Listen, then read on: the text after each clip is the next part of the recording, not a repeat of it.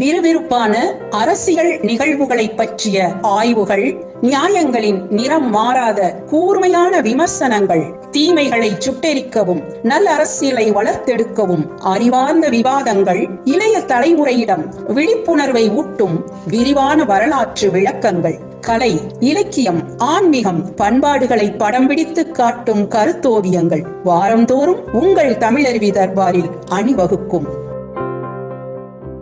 புதுமை ஒரு வரம் எனும் தலைப்பில் பேசுவதற்காக பொதுவாக இளமை பருவத்தை இனிதாகவும் மகிழ்ச்சியுடனும் அனுபவிக்கின்ற நாம், நமக்கு முதுமை வந்துவிடுமோ அல்லது முதுமை பருவத்தை அடைந்து விட்டாலோ உடலாலும் மனதாலும் மிகவும் தளர்ந்து விடுகின்றோம். இதற்கு என்ன காரணம்? முதுமையை பற்றிய புரிதல் இல்லாததுதான். இப்போ காய் இருக்கின்றது, அந்த காய் முதிர்ந்தால்தான் கனியாகின்றது. கதிர்கள் இருக்கின்றன, கதிர்கள் முதிர்ந்தால்தான் தானியங்கள் ஆகின்றன. இளநீர் இருக்கிறது, அந்த இளநீர் முதிர்ந்தால்தானே தேங்காய் ஆகிறது. அது போன்று நம்முடைய அறிவும் அனுபவமும் முதிரும் போதுதான் நமக்கு முதுமை பருவம் வருகின்றது. அப்படி பார்த்தால் முதுமையும் ஒரு புதுமைதான். இப்போது இறைவன் படைப்பில் எல்லாமே முதிர்ந்த நிலையில் தான் அதிக பலனை தருகின்றன. எப்படி என்று பார்ப்போம். மாங்காய் இருக்கிறது, மாங்காயை நாம் எவ்வளவு ருசிக்க முடியும் சொல்லுங்க? ஓரிரு துண்டுகள் நாம் சாப்பிடலாம், அல்லது சமையலில் கொஞ்சம் உபயோகித்துக் கொள்ளலாம். மாங்காய் ஊறுகாய் போட்டு சாப்பிடலாம், ஆனால் அதையும் தொட்டு கொண்டுதான் சாப்பிட முடியும், அள்ளி சாப்பிட முடியாது. அதே மாங்காய் நன்றாக கனிந்து பழமாகிவிட்ட பிற்பாடு அதோடைய சுவையும் கூடுகிறது. நாம் அதிக எண்ணிக்கையிலும் அதை உட்கொள்கின்றோம். இன்னும் பல்வேறு விதங்களில் அது பயன்பெறுகின்றது. மில்க் ஷேக் போடலாம், ஜூஸ் போடலாம், ஜாம் போடலாம், ட்ரை ஃப்ரூட்டா அதை உலர்த்தி சாப்பிடலாம். இப்படி எத்தனையோ வகைகளில் அந்த மாம்பழங்களை நாம் விரும்பவே உண்கின்றோம், இல்லையா? அது போன்றுதான் இளநீர். தாகத்திற்கு இளநீர் நல்லதுதான், ஆனால் எவ்வளவுதான் குடிக்க முடியும்? கொஞ்சம் குடிக்கின்றோம். அது உள்ளே இருக்கின்ற வழுக்கு என்று சொல்கின்ற பகுதியும் அதிகமாக நாம் உண்ண முடியாது. வேணுமெனால் இளநீர் பாயாசத்திற்கு கொஞ்சம் உபயோகப்படுத்திக் கொள்ளலாம். ஆனால் அதே இளநீர் முற்றி தேங்காயாக மாறிய பிறகு அதன் பயன்பாடு எவ்வளவாக இருக்கிறது என்று பாருங்கள். முற்றிய தேங்காயின் நீரை நாம் பருகலாம். அதன் உள்ளிருக்கும் பருப்பை சமையலுக்கு பல விதங்களில் நாம் உபயோகப்படுத்திக் கொள்கிறோம். விதவிதமான இனிப்பு பலகாரங்கள் செய்யலாம். தேங்காய், முற்றிய தேங்காயிலிருந்து எண்ணெய் எடுத்து சமையலுக்கு உபயோகிக்கலாம். இன்னும் அந்த தேங்காய் ஓடு இருக்கிறது அல்லவா, அதை அடுப்பு எரிக்கிறதுக்கு பயன்படுத்தலாம். அதனுடைய நாரை கயிறு திரிப்பதற்கு பயன்படுத்தலாம்.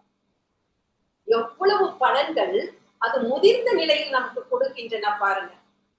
தானியங்கள் இருக்கிறது, அதனுடைய பச்சை பசேல் என்ற அதனுடைய கதிர்கள் கண்ணை கவரும் விதத்தில் இருக்கும். ஆனால் அதை நாம் சமைத்து உண்ண முடியாது. நெற்கதிர்கள் இருக்கிறது என்று எடுத்துக் கொள்ளுங்கள். அந்த நெல் நன்றாக விளைந்து அது உருமாறி நிறம் மாறி அது முதிர்ந்த நிலையில் தான் நமக்கு தானியங்களாக மாறி நாம் உணவாக உட்கொள்வதற்கு அது உபயோகப்படுகிறது. அது போன்று நம்முடைய வாழ்வின் முழுமையை நாம் அனுபவிக்க வேண்டும் என்றால் முதுமையை நாம் வரவேற்க வேண்டும். நம் அன்பின், நம்முடைய அறிவின், அனுபவத்தின் முதிர்ச்சிதான் முதுமை என்பதை நாம் புரிந்து கொண்டால் முதுமையை கண்டு நாம் தளர்ந்து விட மாட்டோம். இறைவன் படைப்பில் எதுவாக இருந்தாலும், அது விலங்குகளாகட்டும், தாவரங்களாகட்டும், மனிதர்களாகட்டும், பிறந்தது முதல் அப்படியே இருக்க முடியாது. பல மாற்றங்களை நாம் சந்தித்துதான் ஆக வேண்டும். இதுதான் இயற்கையின் நியதி கூட. பொதுவாக யாராவது ஒரு வயதானவரிடம் சென்று, ஐயா நீங்க எப்படி இருக்கிறீங்க அப்படின்னு நீங்க கேள்வியை கேட்டு பாருங்க. எத்துணை முதியவர்கள் மனதில் உற்சாகத்துடன் நான் நலமாக இருக்கிறேன் என்று சொல்லி இருப்பார்கள் என்று நினைக்கிறீர்கள்? அவர்களுடைய பதில் ஒரு சலிப்புடனும் இயலாமையுடனும் தான் இருக்கும். ஏதோ வீடு போங்குது, காடு வாங்குது, வெந்ததை தின்னுட்டு விதி வந்தா சாவும்னு காத்து கொண்டிருக்கிறேன். உட்கார்ந்தா எந்திரிக்க முடியல, எந்திரிச்சா உட்கார முடியல, எனக்கு வயசாகி விட்டது, கண்கள்லாம் பார்வை குறைஞ்சு போச்சு, கால்கள்லாம் தளர்ந்து போயிட்டு, இப்படி ஒரு சலிப்பான ஒரு விரக்தியான பதிலைத்தான் நாம் அவரிடமிருந்து பெற முடியும். இதற்கு காரணம் தனக்கு வயதாகிவிட்டதே என்ற எண்ணம் அவருக்குள் மேலும் இருப்பதால் தான். ஒருத்தர் ஒரு வயதானவரிடம் சென்று கேட்கிறார், ஐயா உங்களுக்கு என்ன வயது இப்போது என்று. அவர் சொன்னாராம், எப்போது என்று கேட்டார். இவருக்கா ஒரே திகைப்பாயிற்று. வயதை கேட்டால் 70 வயது 80 வயது என்று ஏதாவது எண்களை சொல்லாமல் எப்போது என்று கேட்கிறாரே என்று. சற்று நேரத்தில் அந்த முதியவரே அவரிடம் சொல்கிறார், அப்பா நான் என் பேர குழந்தைகளுடன் ஓடி ஆடி தவழ்ந்து விளையாடும் பொழுது எனக்கு வயது 1. அதே பேர குழந்தைகளுடன் அமர்ந்து தொலைக்காட்சி பெட்டியில் கார்ட்டூன் நிகழ்வுகளை பார்த்து ரசித்து சிரித்து மகிழும் போது எனக்கு வயது 5. திடீரென்று எனக்கு நடனம் ஆட வேண்டும் என்று தோன்றும். அப்போது நான் நடனம் ஆடுவேன். அப்போது எனக்கு வயது 16. சில சமயங்களில் என் நண்பர்களாகட்டும் அல்லது எனக்கு நெருக்கமான உறவினர்களாகட்டும் என்னிடம் தங்கள் பிரச்சனைகளை சொல்லி அதற்கு ஆலோசனைகள் கேட்பார்கள். நானும் அந்த ஆலோசனைகளை தருவேன். அப்போது எனக்கு வயது 60. பல நேரங்களில் நான் தியானத்தில் ஈடுபடுவது உண்டு. அப்படி தியானம் செய்யும் போதுதான் எனக்கு புரிந்தது, இந்த வயது என்பது இந்த சரீரத்துக்குத்தானே தவிர எனக்குள் இருக்கின்ற அந்த நான் என்கின்ற ஆத்மாவிற்கு அல்ல என்பதை நான் புரிந்து கொண்டேன். அப்படி என்றால் எத்துணை ஆண்டுகளாக நான் இந்த பிரபஞ்சத்தில் இந்த உலகில் வாழ்ந்து கொண்டிருக்கிறேன் என்று சிந்தித்தால் என்னுடைய வயது 5000 என்று கூட சொல்லலாம் என்றார். இது போன்றுதான் ஒரு நிகழ்வில் பிரபல எழுத்தாளர் ஜெயகாந்தன் அவர்களிடம் இந்திய வானொலியில் ஒரு நேர்காணல் கண்டார்கள். அந்த நேர்காணலை நடத்தியவர் ஜெயகாந்தனிடம் இளைஞர்களுக்கு ஏதேனும் தகவல் சொல்ல விரும்புகிறீர்களா என்று கேட்டார்களாம். அதற்கு ஜெயகாந்தன் கேட்டாராம், யார் இளைஞர்கள்? வயதால் இளைஞர்களைப் போல் தோற்றமளிப்பவர்களா அல்லது மனதில் இளமை உணர்வுடன் செயல்படுகின்ற முதியவர்களா என்று. Age is only a biological number. எண்களை கொண்டு வயதை கணக்கிடவே கூடாது. எண்ணங்களை கொண்டுதான் வயதை கணக்கிட வேண்டும். ஏனென்றால் நம் எண்ணங்கள் தானே நம் வாழ்க்கை. எத் பாவம் தத் பவதி என்கிறது வேதாந்தம். அதைத்தான் நாம் மனம் போல் வாழ்வு என்று சொல்கின்றோம். இந்த நரை திரை மூப்பு இவையெல்லாம் இந்த சரீரத்துக்கு தானே தவிர நமக்கு அல்ல என்று நீங்கள் நினைக்க வேண்டும்.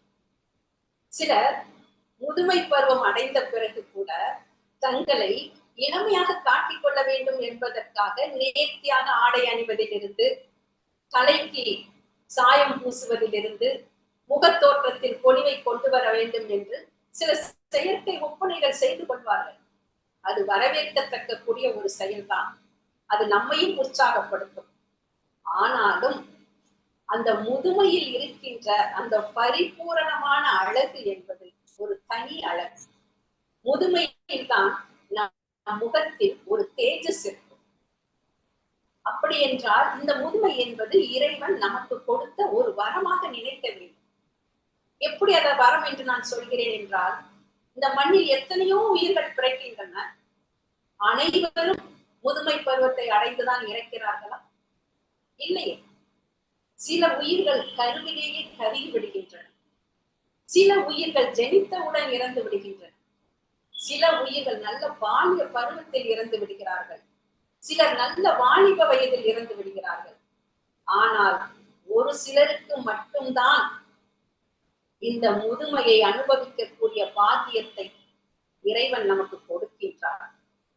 அந்த முதுமையில் தான் வாழ்வின் முதுமையே அடங்கி இருக்கிறது, வாழ்வின் முழுமை அடங்கி இருக்கிறது. பொதுவாக ஒரு 60 ஆண்டுகளை நாம் வாழ்ந்து விட்டாலே பரிபூர்ணமான வாழ்க்கையை வாழ்ந்திருக்கிறார் என்று நாம் சொல்வோம். 60 வயதை கடந்தவுடன் சஷ்டியப்த பூர்த்தி என்று அதை கொண்டாடுகின்றோம். 70 வயதில் பீமரத சாந்தி என்று கொண்டாடுகின்றோம். 80 வயதில் கங்காபிஷேகமாக அதை கொண்டாடுகின்றோம். 100 வயதை கடந்து விட்டால் சதாபிஷேகம் என்று நாம் கொண்டாடுகின்றோம்.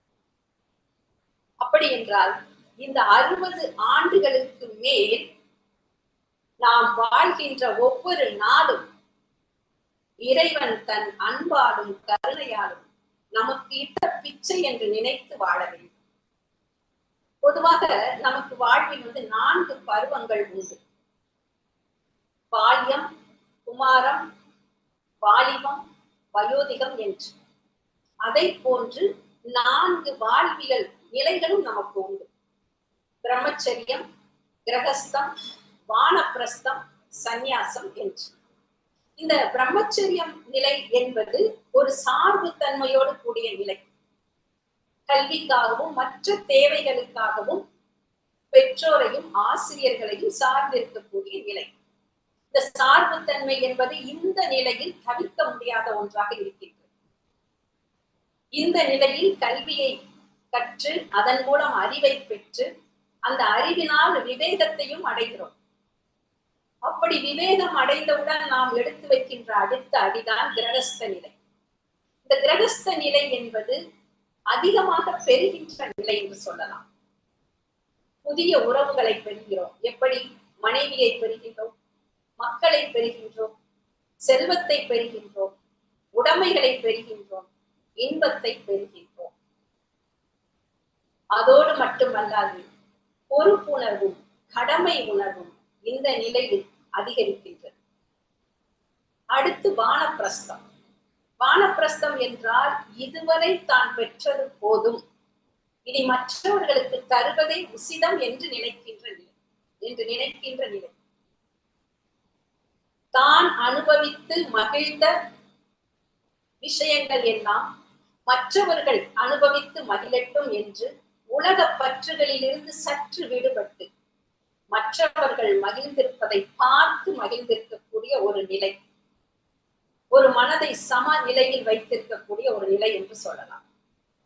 அடுத்து இறுதியில் சந்நியாசம். சந்நியாசம் என்பது முற்றிலுமே எல்லாவற்றையும் மற்றவர்களுக்கு தர வேண்டும் என்று நினைக்கின்ற ஒரு நிலை.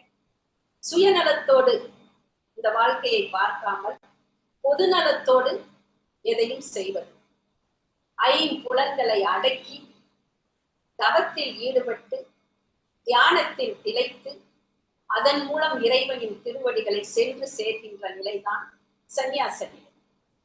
இதைத்தான் நம் முன்னோர்கள் அறம், பொருள், இன்பம், வீடு என்று வகுத்திருக்கிறார்கள். வாழ்க்கையில் எப்போதும் பெற்றுக்கொண்டே இருப்பது மட்டும் வாழ்வு அல்ல. நாம் பெற்றதை மற்றவர்களுக்கு தரவும் தெரிய வேண்டும். Giving is more pleasure than getting என்பார்கள். பிரபல எழுத்தாளர், பிரெஞ்சு எழுத்தாளர் விக்டர் ஹியூகோ சொல்வார், life is to give not to take என்பார். நதிக்கு எப்படி 2 கரைகள் இருக்கின்றதோ அது போன்று நம் வாழ்க்கைக்கு தருவது ஒரு கரை, பெறுவது ஒரு கரையாக இருக்கிறது. இந்த இளமை என்பது நிலையற்றது. குருத்தோலைதான் பருத்தோலையாக மாற முடியும், பருத்தோலை என்றும் குருத்தோலையாக மாற முடியாது. இன்றைய இளைஞர்கள் தாங்கள் உண்ணுகின்ற உணவிலும் உடலை பேணுகின்ற விதத்திலும் மனதை அமைதியாக வைத்துக் கொள்கிற பாங்கிலும் கவனம் வைத்தால் அவர்கள் முதுமையை அடையும் பொழுது முதுமையினால் ஏற்படும் உடல் மற்றும் மனம் சம்பந்தப்பட்ட பிரச்சனைகளில் இருந்து எளிதில் விடுபடலாம். பொதுவா இந்த வயோதிகம் என்பதை நாம் என்ன நினைக்கிறோம், நோய்களின் துறைமுகம் என்று கூட சொல்வார்கள். எப்படி? ஒரு துறைமுகம் இருக்கிறது, அந்த துறைமுகத்தில் சரக்கை ஏற்றிக்கொண்டு வரிசையாக கப்பல்கள் அணிவகுத்துக் கொண்டு நிற்கும். ஒரு கப்பலில் உள்ள சரக்கை எல்லாம் அந்த துறைமுகத்தில் இறக்கிவிட்டு அந்த கப்பல் நகர்ந்தவுடன் அடுத்த கப்பல் ரெடியா நிற்கும், தன்னுடைய சரக்கை எல்லாம் இறக்கி வைப்பது. அது போல நம்ம இந்த முதுமை பருவத்துல ஒவ்வொரு நோயாக வந்து வந்து வந்து வந்து போய்கொண்டே இருக்கிறது. ஆக மொத்தம் நாம் என்ன பண்றோம், இந்த முதுமை பருவத்தை உடலில் நோய்களை சேமித்து வைக்கக்கூடிய ஒரு கிடங்காக மாற்றி விடுகிறோம். இதற்கு காரணம் என்ன? மனம்தான். எனக்கு வயதாகிவிட்டது, என்னால் முன்பு போல் ஓடியாடி விளையாட எதுவும் உழைக்க முடியவில்லை என்று மனதளவில் நாம் தளர்ந்து விடுவதால் தான் இந்த மன உளைச்சலே நோய்களுக்கு அடிப்படையாக ஆய்விடுகிறது. மனதில் முதுமையை நாம் அடைந்து விட்டாலும் இன்னும் இளமை உணர்வுடன் தான் நான் இருக்கிறேன் என்ற ஒரு எண்ணத்தோடு நீங்கள் பயணப்பட்டால் என்றைக்கும் உங்களுக்கு அது உற்சாகத்தோடு வைத்திருக்க உதவும். உங்களுக்குள் ஒரு தன்னம்பிக்கையை கொண்டு வரும். ஏனென்றால் நம்பிக்கை தானே வாழ்க்கை. பொதுவாக நான் சொல்வது இந்திய நாட்டை பொறுத்தவரை 60 வயதுக்கு மேல் ஆகிவிட்டாலே எனக்கு வயதாகிவிட்டது, என்னால் முன்பு போல் வேலை செய்ய முடியாது, என் உடல் பாகங்கள் எனக்கு ஒத்துழைக்கவில்லை என்று தன்னைத்தானே சுருக்கிக் கொண்டு அப்படியே முடங்கி விடுகிறார்கள்.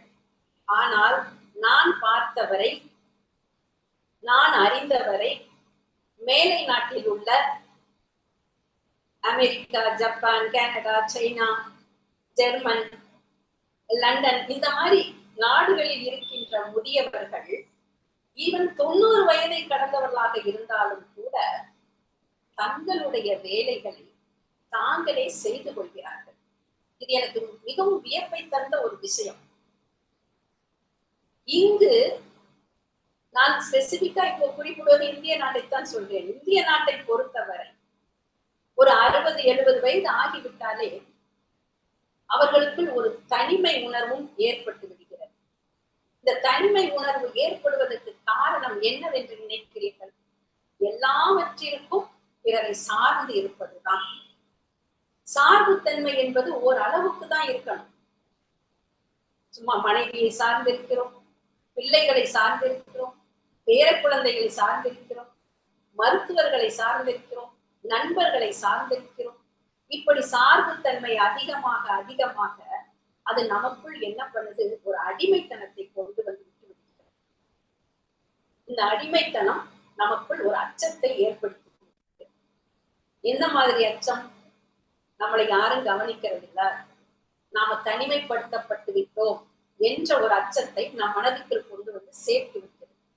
முதுமையை ஒரு சுமை என்று கருதாமல் சற்று நேரமாவது தனித்து இருக்க பழக வேண்டும். தனியாக இருப்பது என்பது வேறு, தனித்து இருத்தல் என்பது வேறு. தனியாக இருத்தல் என்பது உறவுகளை விட்டு பிரிந்து இருப்பது.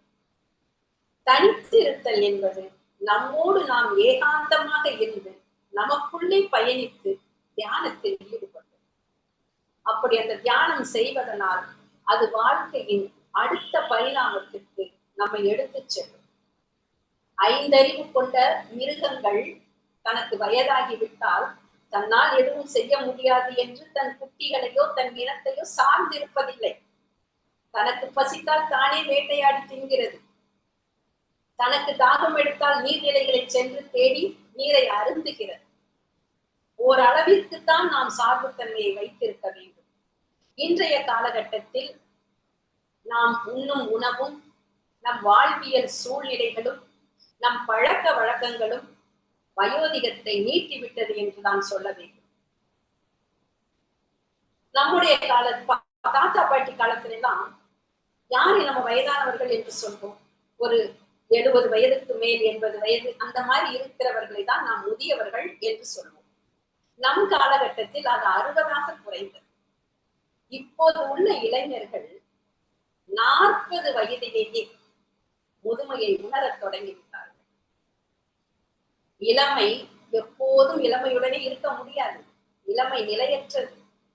முதுமையை கடந்துதான் நாம் வர வேண்டும். அப்படி நாம் கடக்கின்ற அந்த முதுமை எனும் பாதையை மலர் படுக்கைகளாக மாற்றுவதும் முட்களாக மாற்றுவதும் நம் கைகளில் தான் இருக்கின்றன. சரி, ஒரு 50 வயது ஆகிவிட்டது. நம்ம பொறுத்தவரை ஒரு 60 நெருங்கி விட்டாலே சீனியர் சிட்டிசன் சொல்லிடுறாங்க. அப்ப அந்த 60 வயதை நாம் நெருங்க போகிறோம் என்றால் நமக்கும் முதுமை வரப்போகிறது. அந்த முதுமையை நாம் எப்படி எதிர்கொள்வது? உடலால், மனதால், பொருளாதாரத்தால். இந்த 3 அடிப்படையான விஷயங்கள். இந்த 3னாலும் நமக்கு வரக்கூடிய முதுமையை வருமுன் காப்போம் என்பது போல் அதை எதிர்கொள்வதற்கு ஆயத்தமாக நாம் இருக்க வேண்டும். இப்ப உடல் என்று எடுத்துக்கொள்ளுங்க. இந்த உடல் என்பது இறைவன் நமக்கு கொடுத்த ஒரு அற்புதமான பரிசு. இந்த உடலை பாதுகாக்க வேண்டும், பேண வேண்டும், கௌரவப்படுத்த வேண்டும். உடலை எப்படி பாதுகாப்பது?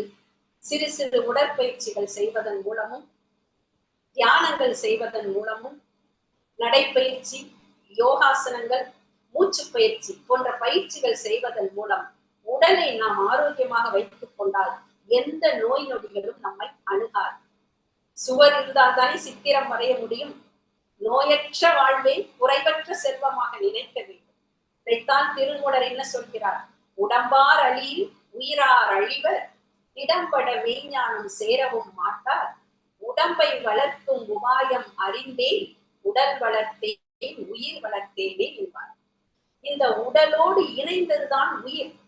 உயிர் இல்லாமல் உடல் இல்லை, உடலின்றி உயிர் இல்லை. இந்த 2ம் ஆரோக்கியமாக இருந்தால்தான் இது போன்ற நீங்க ஞானத்தை எல்லாம் பெற முடியும். அப்போ என்ன பண்ணணும்? உடம்பு பத்திரமா பார்த்துக்கணும். உடம்பு பத்திரமா இருந்தா உயிரும் நீட்டித்து நன்றாக இருக்கும். அது மட்டுமல்ல, நாம் எடுத்துக்கொள்ளும் உணவிலும் கவனம் வைக்க வேண்டும். நல்ல சத்துள்ள ஆகாரங்களாக சாப்பிட வேண்டும். ருசிக்காக சாப்பிடக்கூடாது. பசித்து புசிக்க வேண்டும்.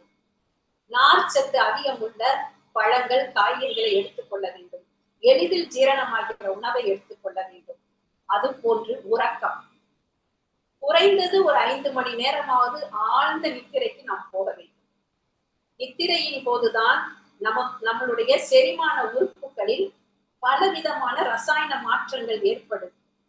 உள்ளிருக்கின்ற நச்சு பொருட்கள் எல்லாம் வெளியேற்றுகிறது நம் தூக்கத்தில் தான். உடல் ஆரோக்கியம் வேண்டும், நல்ல உணவு வகைகளை உண்ண வேண்டும், நல்லபடியாக உறங்க வேண்டும். இதற்கு அடுத்து பொருள். பொருள் இல்லாருக்கு இவ்வுலகம் இல்லை என்கிறான் ஐயன் வள்ளுவன். பாரதி கூட என்ன சொல்றார்? எப்பாடு பட்டேனும் பொருளை தேடு என்று பரலை சூ நெல்லையப்பருக்கு எழுதிய கட்டுரையில் அவர் குறிப்பிட்டிருக்கிறார். நாம் என்ன செய்கின்றோம்? நாம் இளமையில் ஓடி ஆடி சம்பாதித்து வைத்த பொருட்களை எல்லாம், சொத்தை எல்லாம், பணத்தை எல்லாம் பிள்ளைகள் மேல் உள்ள அன்பினால் அனைவருக்கும் அள்ளி அள்ளி கொடுத்துவிட்டு நாம் முதுமை பருவத்தை அடையும் பொழுது நம்முடைய கடைசி காலத்தில் கால்கள் வழியின்றி தெருவில் திரிகின்ற பல பெற்றோர்களை நாம் பார்த்துக் கொண்டுதான் இருக்கின்றோம்.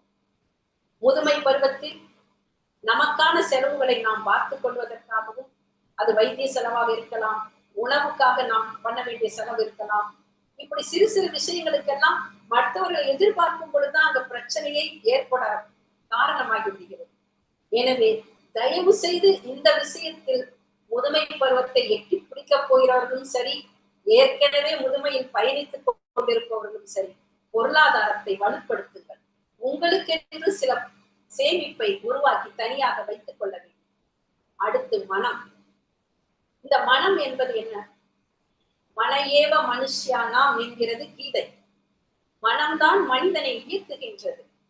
மனதை தெளிவாகவும் அமைதியாகவும் வைத்துக் கொள்ள வேண்டும். மனதை எப்படி தெளிவாக அமைதியாக வைத்துக் கொள்வது? இது போன்ற தியானங்கள் செய்வதன் மூலமாக மனம் ஒருமைப்படும். தேவையற்ற சிந்தனைகள் நம் மனதில் இருக்காது. எதிர்மறை எண்ணங்கள் நம் மனதில் தோன்றாது. அகத்தியர் என்ன சொல்கிறார்?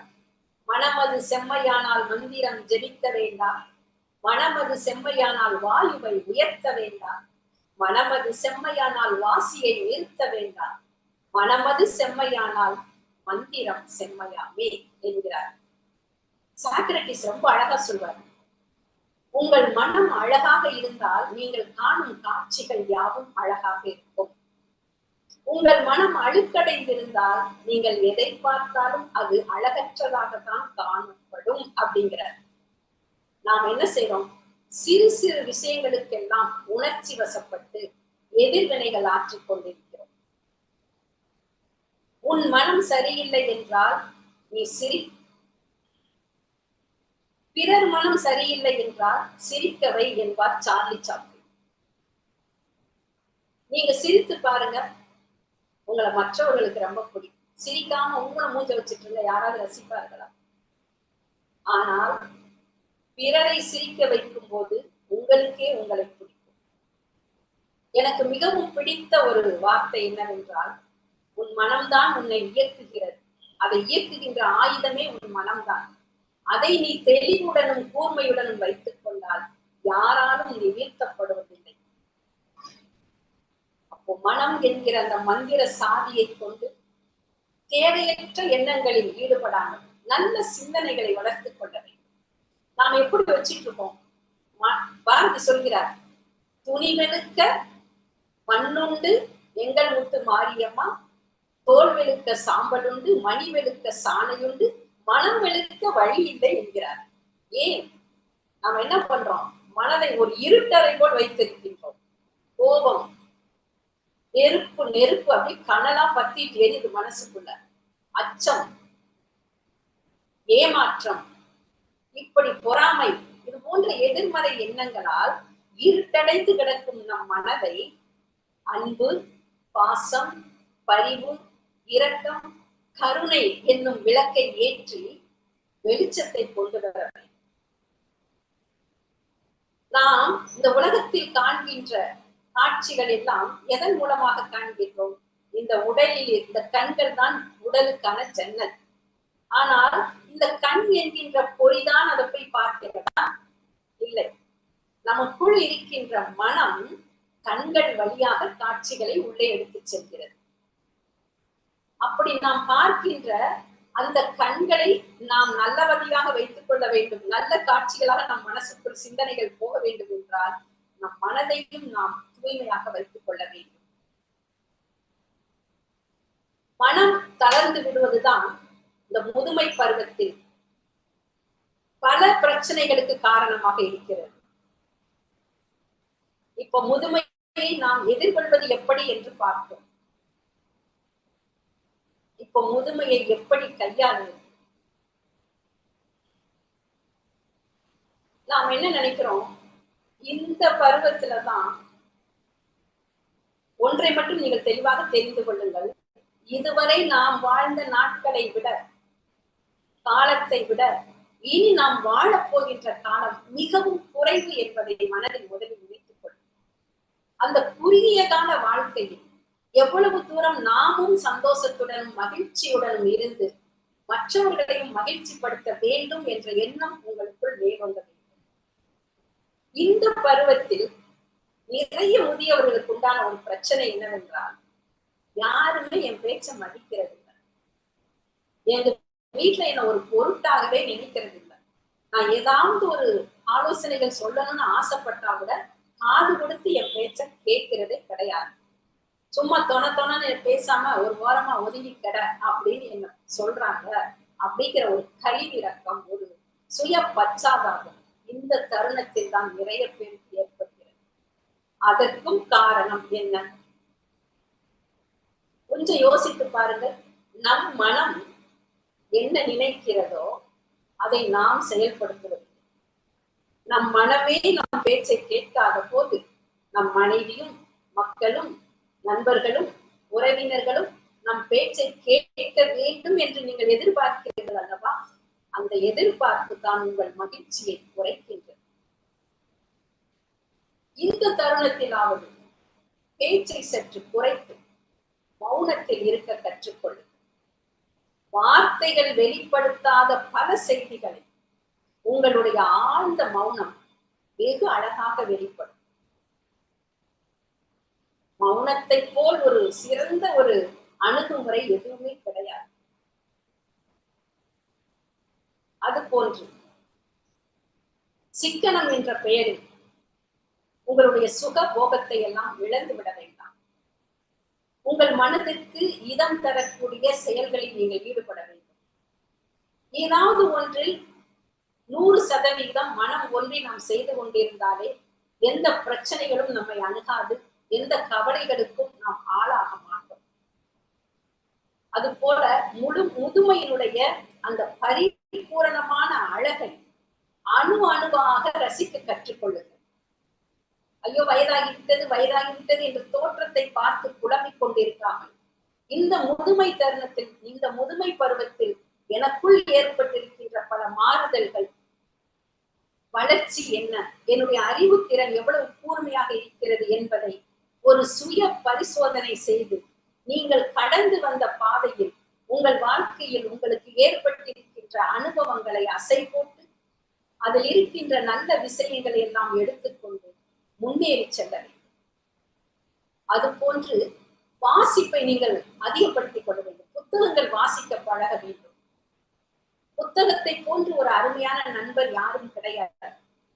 புத்தகங்களை வாசிக்க வாசிக்க உங்கள் அறிவு கூடும், உங்கள் அல்லல்கள் எல்லாம் குறை. கற்றது கையளவு, கல்லாதது உலகளவு என்பார்கள். இந்த பூமியில், இந்த உலகத்தில் நான் கற்றுக்கொள்ள வேண்டிய எத்தனையோ விஷயங்கள் இன்னும் இருக்கின்றது. நான் அனைத்தையும் கற்றுக்கொள்ளப் போகிறேன் என்கின்ற தேடல் உங்களுக்குள் இருக்க வேண்டும். உங்கள் வயதை காரணம் காட்டி மூளையில் முடங்கிவிடக் கூடாது. ஏனென்றால் முதுமை என்பது உங்களுக்கு கிடைத்திருக்கின்ற ஒரு தவம். ஒரு தவம் போன்று முதுமையை நாம் வாழ பழகிக் கொள்ள வேண்டும். கூட்டு குடும்பங்கள் செழித்தோங்கிய காலங்களில் முதுமையை முதியவர்கள் என ஒரு வரமாக பார்த்தார்கள். அது முதுமையின் பொற்காலம் என்றுதான் சொல்ல வேண்டும். ஆனால் இன்றைய தலைமுறையினர் முதியோர்களை இல்லங்களில் வைத்துக் கொள்வதில்லை. முதியோர் இல்லங்களில் விட்டு விடுகிறார்கள். குடும்பத்திற்கு சுமை தாங்கியாக இருந்த முதியவர்களை சுமையாக கருதுகின்ற காலம்தான் இப்போது பெருகிக் கொண்டு வருகிறது. இன்றைய இளைஞர்களுக்கும் நான் ஒன்றை சொல்ல விரும்புகின்றேன். இன்றைய இளைஞர்கள் தான் நாளைய முதியவர்கள் என்பதை மனதில் வைத்துக் கொண்டு செயல்படுங்கள்.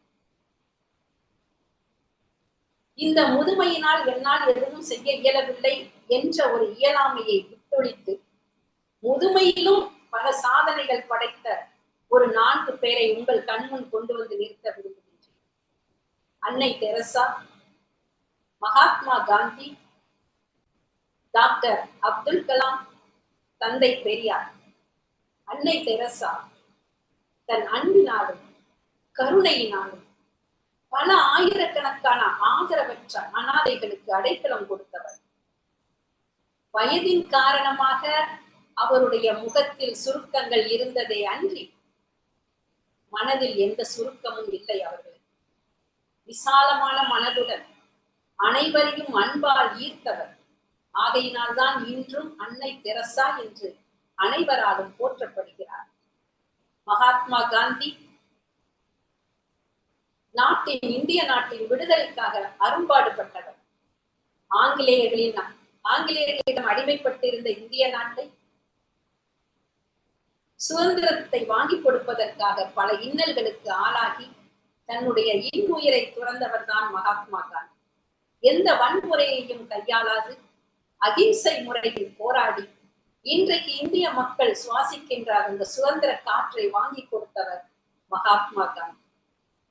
ஆகையால் தான் அவர் இன்றும் சரித்திரத்தில் இடம்பெற்ற மகாத்மாவாக இருந்து கொண்டிருக்கிறார். டாக்டர் அப்துல் கலாம் தன்னுடைய ஓய்வு பெற்ற பின், பணியிலிருந்து ஓய்வு பெற்ற பின் முதுமை பருவத்தில் தான் இந்திய நாட்டின் ஜனாதிபதியாக பதவியேற்றார். தன்னுடைய 83வது வயதில் மாணவர்களிடையே எழுச்சி மிகு உரையாற்றி கொண்டிருந்த போது மாரடைப்பால் காலமானார். கனவு காணுங்கள் என்று இளைஞர்களுக்கு உத்வேகத்தை கொடுத்து இன்றைக்கும் விண்வெளியிலும் பல சாதனைகள் விண்கலத்தின் மூலமாக படைத்த ஒரு அருமையான, அனைவர் மனதிலும் நீங்காமல் இடம்பெற்றிருக்கிறவர் தான் டாக்டர் ஐயா அப்துல் கலாம் அவர்கள்.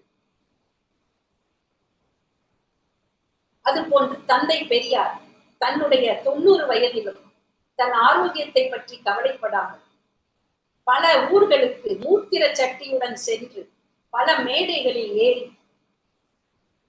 உரையாற்றியவர்.